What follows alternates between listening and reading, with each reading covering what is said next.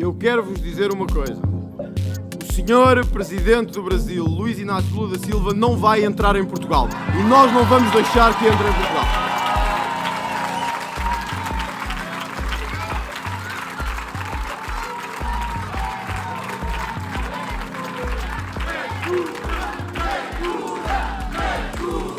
As eleições realizadas no último domingo em Portugal deram mais uma amostra do avanço da direita extrema pelo mundo.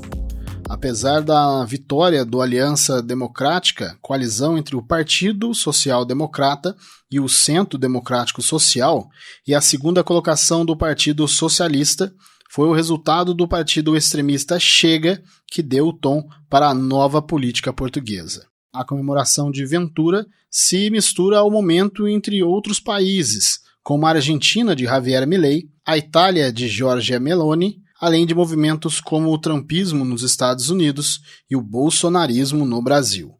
Nesta 10ª edição do Linha Política, vamos falar sobre os grupos da direita extrema, suas influências, repercussões e os problemas como o radicalismo e as ações anti-imigrantes.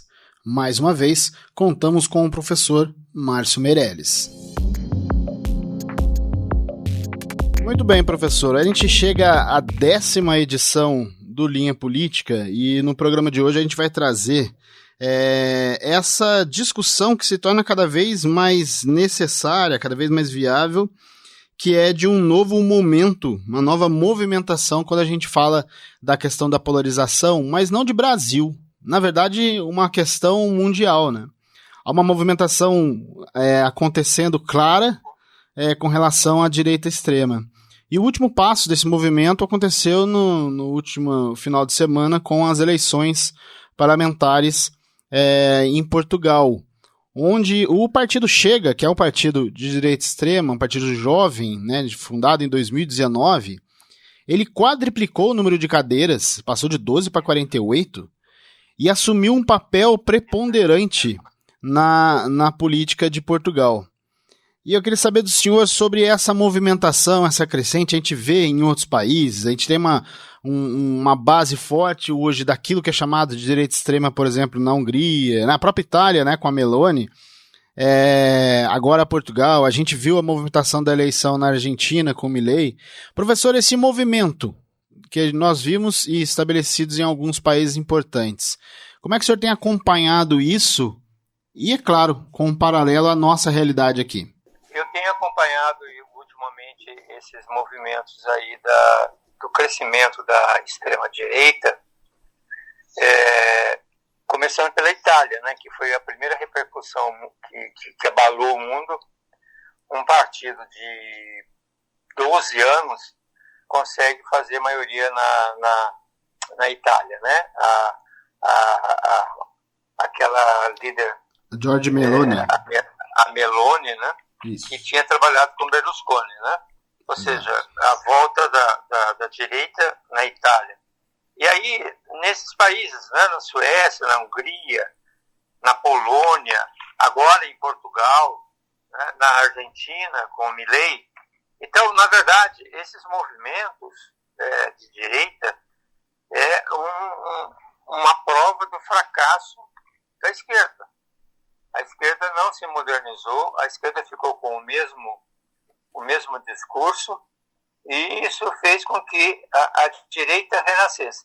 Agora, o que eu acho interessante a gente falar, pensando no Brasil, né, com a figura de Bolsonaro, é que a direita, na verdade, sempre existiu no Brasil, né? O que me parece que recrudesceu agora é a extrema-direita. Sim. Né? Porque a direita sempre foi conhecida, todo mundo sabia quem era a direita, identificava os políticos, que eu acho que isso era fácil de a gente perceber. Aquilo que é chamado da direita democrática, né, professor? Exatamente, da direita democrática. Agora, o mundo mudou muito, né? Eu acho que o processo de globalização trouxe um desequilíbrio no mundo, ou seja, alguns países ficaram muito ricos e outros países ficaram muito pobres, né? E aí começa a surgir problemas extremamente explosão social, que a esquerda sempre foi a bandeira protetora dos menos favorecidos. Ela não conseguiu entender o processo, não conseguiu entender o que estava acontecendo no mundo, achando que aquela receita que ela sempre utilizou, da questão da igualdade, a questão do trabalhismo, do sindicalismo, ou seja, o mundo mudou e ela continuou com o mesmo discurso, né? Coisas novas, por exemplo, com a questão identitária, as questões de comportamento, ou seja, coisas que a sociedade, de uma certa forma, a globalização que trouxe, porque os países começaram a negociar entre si, a fazer negócios entre si. E os costumes, né, a maneira como esses países se viviam, houve de uma certa forma, uma divulgação universal, vamos dizer assim, de costumes. E isso fez com que o mundo começasse a pensar. Agora, a esquerda não resolveu os problemas que ela, na verdade, sempre lutou, né? A desigualdade aumentou, a concentração da riqueza aumentou, e ela não conseguiu, de uma certa forma, modificar esse panorama, que foi sempre a bandeira dela, né? A atender os menos favorecidos. E aí, professor, a gente vê pelos discursos, as discussões, na verdade, em Portugal, né? Fiz uma comparação com o que tivemos na Argentina e foi muito parecida, porque na Argentina nós também tínhamos uma alternância de grupos, né? Na Argentina a questão de uma movimentação mais linkada, eu não digo nem só a questão da direita e esquerda, né? Mas até porque a gente tem na Argentina uma movimentação que tínhamos no próprio Sérgio Massa, que era o candidato do então governo, né? E a gente tinha dois grupos se revezando no poder, como aconteceu também em Portugal, né? A gente tem ainda dois grupos entre direita e esquerda se revezando, mas aí vem a movimentação da extrema-direita nos dois países, e aconteceu em outros também, em que nós temos e o trabalho da direita extrema com esse desagrado da população daquela movimentação que estamos acompanhando nos últimos anos, né? Basicamente se alimentando da política de que, olha, nem a direita nem a esquerda estão conseguindo resolver a situação do nosso país. Vinimos a cambiar o país em sério. Estamos aqui para mudar o país de verdade. Não negociamos a mudança, vamos cumprir a promessa que fizemos à sociedade, com ou sem apoio da liderança política. Eram países, principalmente quando a gente fala de Portugal, bem abertos, né, com uma movimentação praticamente recebendo não só pessoas, mas ideias, e aí a direita extrema trabalhando com essa linha de que, olha, o que a gente tem, principalmente da esquerda, com o Partido Socialista, principalmente e vindo da direita, com relação a essa aliança democrática, né? Só lembrando, a aliança democrática é a movimentação uma coalizão de partidos da direita. Então, na verdade, eles se alimentaram, professor, desse rancor, dessa reprovação desse cenário que ficava entre esses dois. E a direita extrema, se alimentando disso, consegue aliançar naquilo que o senhor estava falando, que a queda econômica, por exemplo, a questão da economia e sempre a promessa de milagres econômicos puxam a população com relação a esse desagrado. Né? A Argentina, a gente precisa nem falar da questão econômica, e vem se arrastando há décadas. E muito importante para todos nós, que André Ventura, do Chega, consiga essa cadeira de primeiro-ministro. É a direita, é o conservadorismo, as pessoas de bem, que estão fazendo cada vez mais presente nesse momento. A grande maioria da população está do lado do bem.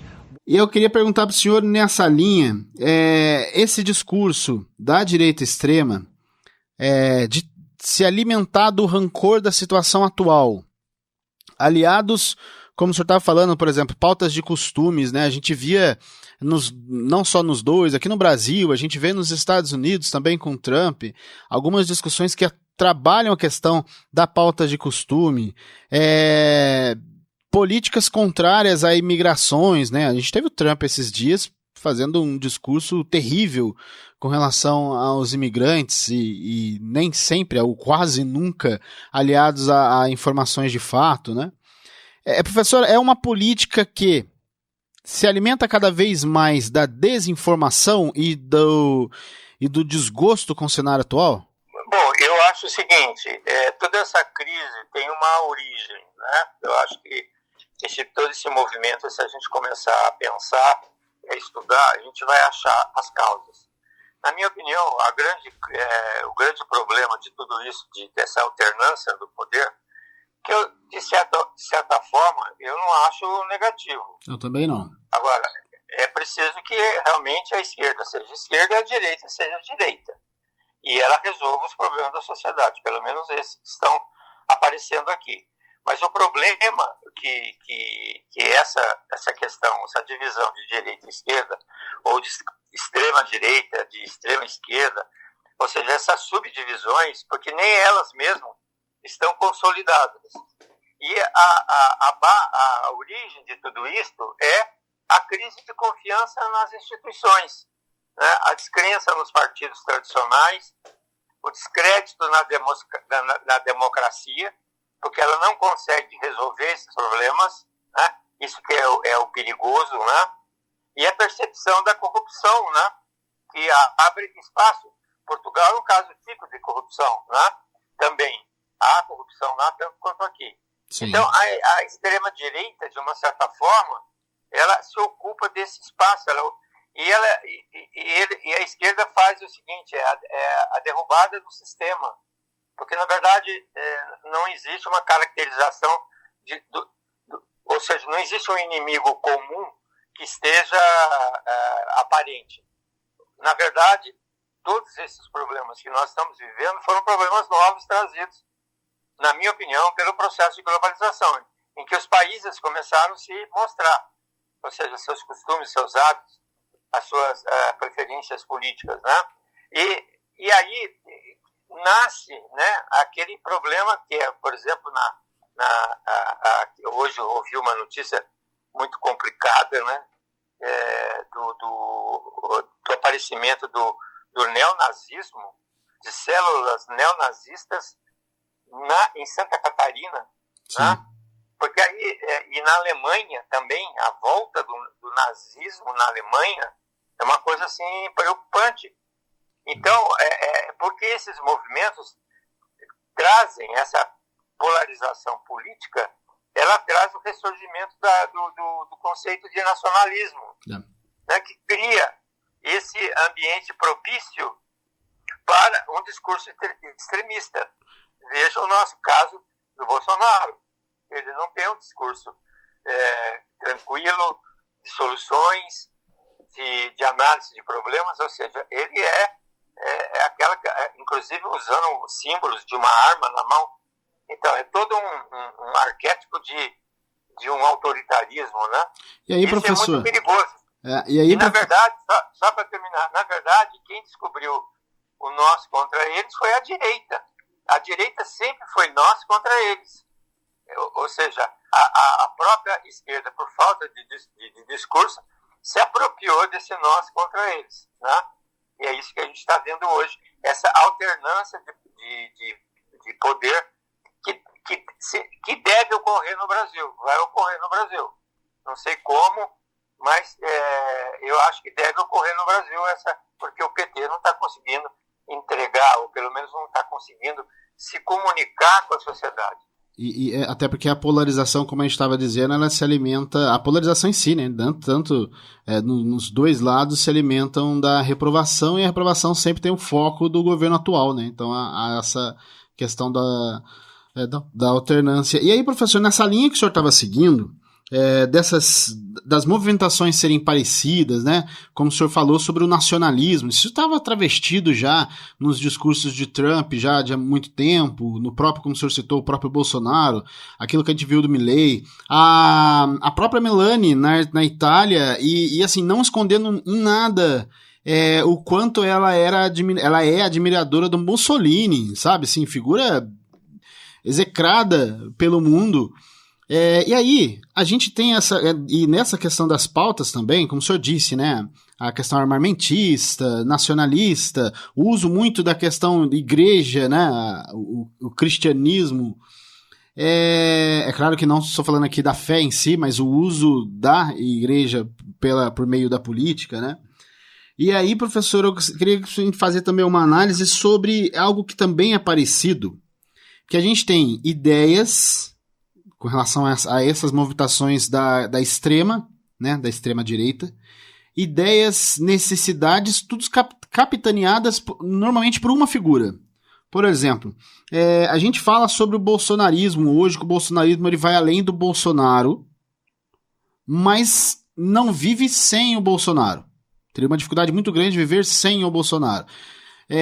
A gente teve na Argentina uma campanha eleitoral e basicamente feita em cima somente da figura do Milei, né? Não era aquela campanha que a gente via no passado, aqui no Brasil mesmo, que eram campanhas de grupos, né? Mas na Argentina uma campanha em cima da figura do Milei.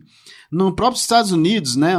E assim como a gente tem o bolsonarismo lá, o trumpismo, o Trump, ele capitania, ele centraliza toda a ideia de uma movimentação hoje desse ideal, desse grupo que quer voltar ao poder, né? And we are going to make our country greater than ever before. But they come into our country, we're going to stop them. We're going to close our borders. We're going to have to deport a lot of people, a lot of bad people, because our countries can't live like this. Our cities are choking to death. Our states are dying.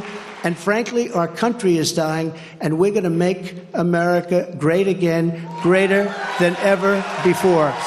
Em Portugal, que a gente estava citando agora, o André Ventura. O André Ventura, para quem não sabe, a gente está falando de um deputado, ele que é criador e presidente do partido Chega, ex-comentarista de futebol. Então, sempre naquela linha bem do popular, né, professor?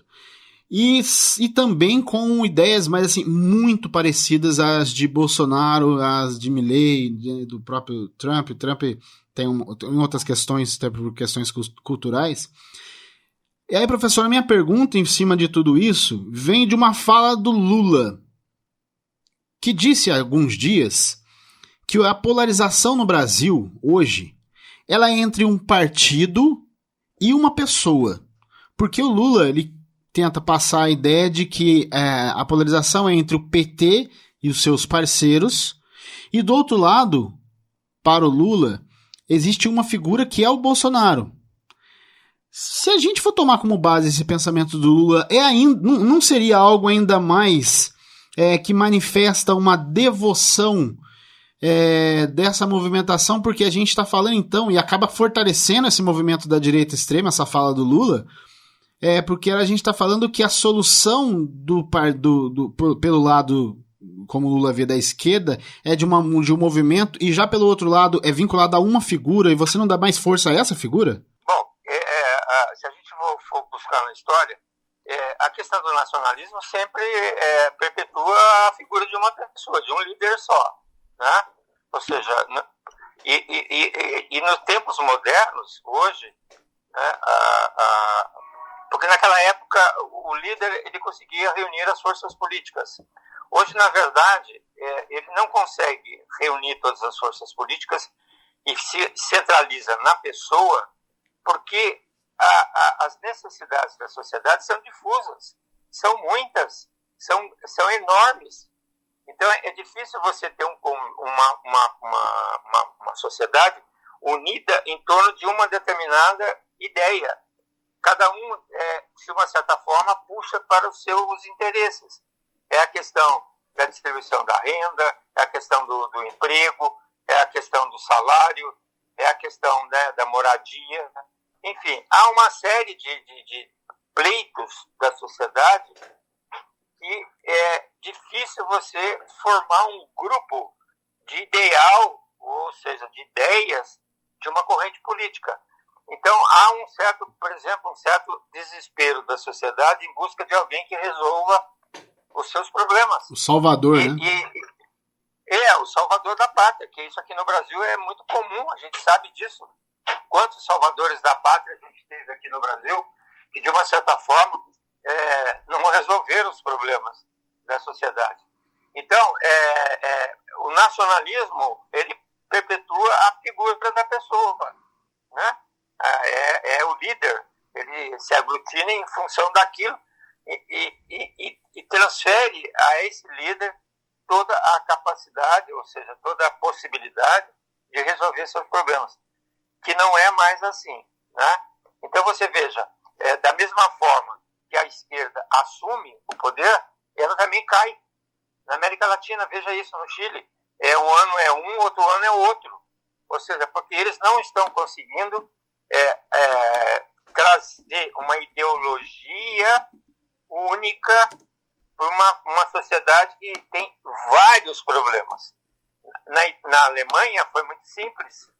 Na Alemanha de Hitler foi muito simples, porque a Alemanha tinha sido humilhada, né, no Tratado de Versalhes da Primeira Guerra Mundial. A economia foi para o brejo, né? Você vê, a economia alemã foi a maior inflação da história do mundo. Sim. Então, ele pega uma sociedade, e aí o que ele encontra? Como ele não tem condições de resolver isso, ele vai para a questão semita. O culpado é o judeu. Yeah. Né? Ou seja, é esse o mecanismo que esses movimentos autoritários fortes ocorrem no Brasil. Né? Então, veja aqui no Bolsonaro, quem é o culpado de tudo é o Supremo Tribunal Federal. E quem é o Supremo Tribunal Federal? É o Alexandre de Moraes. Sim. Então, é uma cópia muito mal feita de movimentos que não deram certo. Por quê? Porque, na verdade, os políticos perderam a sua posição. Os políticos não têm mais aquele ideal. Veja, na nossa época, né, não na sua, mas na minha, a direita tinha vários partidos. O único partido de esquerda, que não era de esquerda, que era dos trabalhadores, era o PTB, né? PTB, e tinha o partido do Hugo Borg, que era o PTN, Partido Trabalhista Nacional. Na direita, você tinha uma quantidade enorme de partidos de direita. Você tinha o PSD, tinha o UDN, né? Tinha o PSP do Adhemar de Barros. Ou seja, você tinha uma série muito grande, porque as instituições políticas funcionavam. Hoje, as instituições políticas não funcionam. Eu estou lendo um livro agora, que é de uma autora, de uma economista italiana, que ela mostra que o fascismo nasceu na Itália pelo controle das contas públicas. Ou seja, dificultando a distribuição para as classes menos pobres, né? Que levou ao movimento do fascismo. Então você veja, qual é o modelo que nós estamos utilizando hoje? O modelo de controle de contas públicas. Controlar contas públicas, o que é? É você retirar verba da saúde, da educação, do transporte, né? Ou seja, as maiores reivindicações que a sociedade tem hoje no Brasil. Tirar do então, básico, eu né? acho que é uma dissociação entre o que a sociedade deseja e que os políticos não estão conseguindo transmitir. E no Brasil tem uma agravante pior, que na verdade o Estado dá o dinheiro para ele fazer a campanha. Ele não precisa sair às ruas, bater, como se diz na gíria, né? Amassar barro atrás de voto. E não é barato, né, professor? Exatamente, não é através barato, do né? quê? Exatamente, através da propaganda, através da internet agora, que é um veículo que a esquerda não aprendeu a lidar, né? Quando a gente vê hoje por que a popularidade do Lula cai, porque não é mais do ódio, né? Mas é o quê? Da destruição do ídolo, né, petista, que é o Lula. Ou seja, a economia, de uma certa forma, está respondendo, está crescendo, não é mais uma crise que nós tínhamos no passado. Temos hoje um horizonte, pelo menos. E qual é a popularidade do Lula? Está caindo. Mas isso é em função do quê? Do uso da internet, das fake news. Pegando frases, pegando cenas e divulgando isso para o grupo. Então hoje a gente não tem mais a do ódio, né? Mas a gente tem hoje da destruição do mito. Esse que é o problema. E aí o senhor citou o livro lembrado do bom e velho 1984, né? Do George Orwell. A gente sempre lembra que é uma boa leitura para entender essa situação. E aí, professor, para a gente poder encerrar, é só aquilo que às vezes a gente tenta entender como algumas coisas funcionam, né? E em meio a tudo isso, a gente tem também nas discussões desses países que a gente está tendo essa movimentação grande com relação à direita extrema, como a gente já disse, a política anti-imigração. E em Portugal, com o Chega, não é diferente. Atualmente, 1.200 brasileiros estudam na Faculdade de Direito da Universidade de Lisboa e correspondem a 70% dos alunos dos cursos de mestrado e doutorado. Apesar de compor a maioria na sala de aula, os brasileiros não escapam dos ataques de xenofobia. O mais recente motivou o protesto em frente à instituição. Xenofobia não! Essa questão da anti-imigração, né? O Chega está crescendo e o André Ventura não esconde essa questão da anti-imigração, e é o partido que elegeu o Marcos Santos. Quem é o Marcos Santos? É um deputado, novo deputado, foi eleito agora, nesta eleição. Ele é um brasileiro nascido no Rio de Janeiro. São as controvérsias da política, né, professor? E a gente vai acompanhando por aqui, né? Que beleza. Exatamente. Mas o modelo de crítica da direita à esquerda é sempre igual, é a mesma coisa. É a questão da imigração na Europa, a questão de comportamento, né? Ou seja, eles também não têm discurso. Na verdade, eles não têm discurso. Eles não sabem como resolver esses problemas. Então, eles estão utilizando, como foi a campanha do Bolsonaro. Sim. Ele utilizou o quê? E o que ele fez no governo? Pelo contrário, ele agravou mais a situação. Como é que um presidente da República diz que não sabe nada de economia e transfere os poderes da economia para um ministro? Então, na verdade, eles também não sabem, a direita também não sabe. O que, na verdade, eles estão seguindo a onda do que a sociedade está reclamando. É só isso. E isso é muito ruim. E eu fico preocupado no Brasil, porque no Brasil não existe cultura política. Não mesmo. Nós deveríamos ter uma direita, deveríamos ter uma esquerda, porque não? O mundo seria uma chatice se existisse um pensamento único. É importante que haja a contradita, né? Ou seja, existe a oposição. E no Brasil, infelizmente, ainda a gente não atingiu esse nível. Muito bem, professor. Muito obrigado pela participação. Chegamos ao 10º, hein? 10º Linha Política. Vamos crescendo aos pouquinhos, mas vamos aqui cada vez na semana discutindo a política brasileira. Nesse caso, aí uma movimentação mundial que, claro, tem reflexos direto aqui no Brasil. E a gente vai debater toda semana aqui com o pessoal que acompanha o Jornal Atos. Não é, professor? Isso. Um abraço para você, Francisco. Um abraço para toda a equipe aí, que faz um excelente trabalho. Eu fico, às vezes, até emocionado quando eu vejo o Linha Política. De tão bem feito, de tão bem consistente. É pena que as pessoas não deveriam ler mais, ouvir mais. Mas, enfim, esse é o nosso país. Esse foi o Linha Política em sua 10ª edição. No programa de hoje você ouviu áudios da Folha de São Paulo, Estadão, CNN, Agência France Press e do SBT. Ficamos por aqui. Apresentação e produção de Francisco Assis, participação e comentários de Márcio Meirelles, operação de áudio Edson César, edição de Jéssica Alves e design de Jesus Henrique. Até mais!